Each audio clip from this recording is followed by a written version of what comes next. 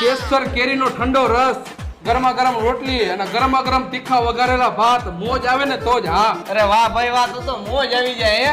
પણ ભાઈ આ બધું તે હાથે બનાવ્યું હે? હા પણ પાપડ ઘટે હે આમાં. એમાં એવું હે ભાઈ, ગેસનો બાટલો પૂરો થઈ ગયો હે, પાપડ શેમાં તરવા? હાલ મારા ભેગો.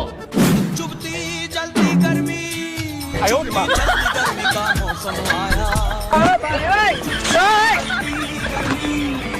चुभती जलती गर्मी का मौसम आया चुभती जलती